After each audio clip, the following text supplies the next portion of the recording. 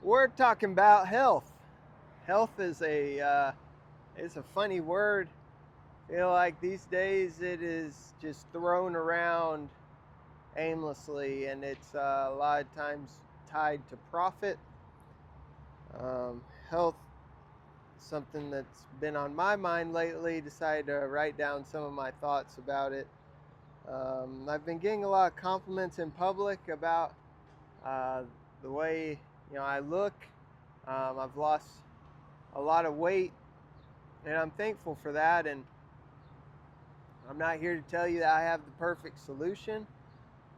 I don't even think I'm doing it the right way, but I do want to throw some things out there and some food for thought, and maybe there are some suggestions of some methods that I've used to help.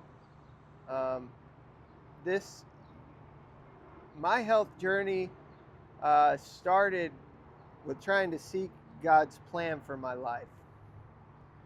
So Proverbs 17:22, a joyful heart is good medicine, but a crushed spirit dries up the bones.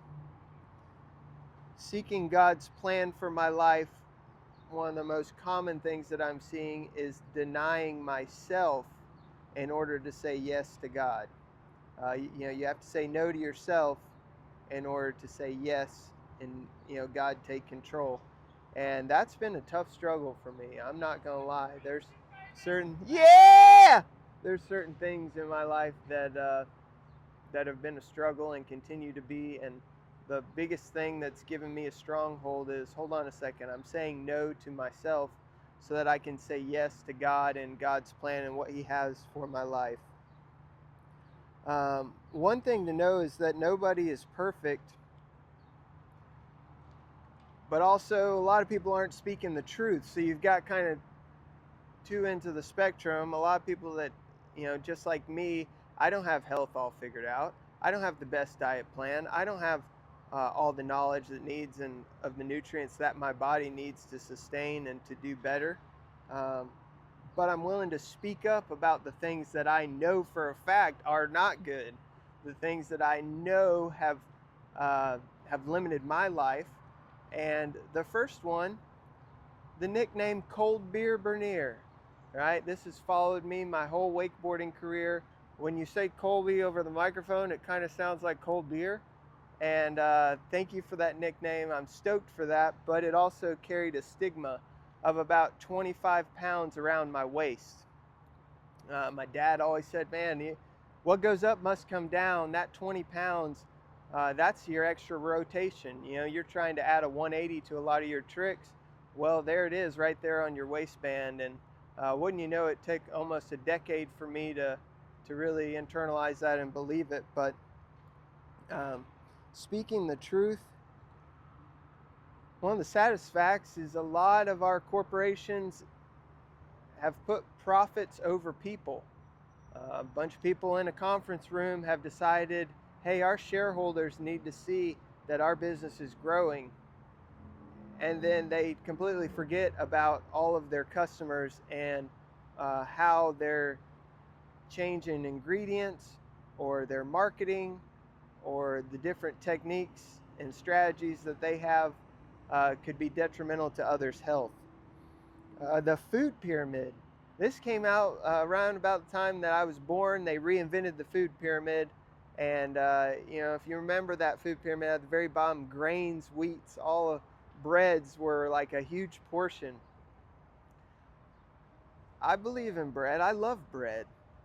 But for it to be our whole portion uh, of the food pyramid, that's they're silly. We need to take a look at that. Another thing is 3 meals a day. All of the corporations that are thinking profits are like, okay, 3 meals a day, that's that means people are going to eat more. That means they're going to spend more money. That means we make more money. An example is Taco Bell. What's their marketing scheme? A fourth meal. You mean to tell me that you have to add a fourth meal in order to feel sustained? Um, I think that's all false. Realistically, if you deep down think about it, when you're hungry, when you're starving, you're not really starving to death. You're not really hungry to the point of exhaustion or passing out. It's just your body giving you a nudge saying, hey, the tank is empty. I'm about to switch over and start to burn fat. Hey, I'm about to go into ketosis. So that's huge. Um, you know, bad habits. I think limiting your exposure to these habits is most important. I'm not going to be the first one to tell you to stop doing something, but what I am going to tell you is to let your body heal. Um, Two last things, and it's time for a board meeting at the City Walk. This is one of my favorite backdrops here if you've watched any videos. Think about your body as a temple, but also, are you a depositor or a withdrawer? One of the easiest ways I've been able to describe losing weight to someone, and it kind of sounds like a smart aleck comment, is that during the day, I'm hungry longer than I'm full.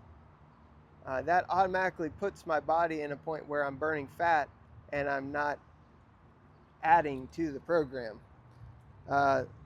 Last thing is, don't hold on to stress. It's okay to stress eat every now and then, but if it's your main avenue of relieving stress or dopamine, need to take a check. Maybe come learn to skateboard. Hit me up. Just take time, let your body heal. Last thing, Jonathan Roberts plugged. He is a great dietitian, self-trainer. He said consistency is the most important. So if we do 10,000 hours, we become a master. You've lived in your body probably way over 10,000 hours, so it's time to become a master of your health and just start thinking positive thoughts.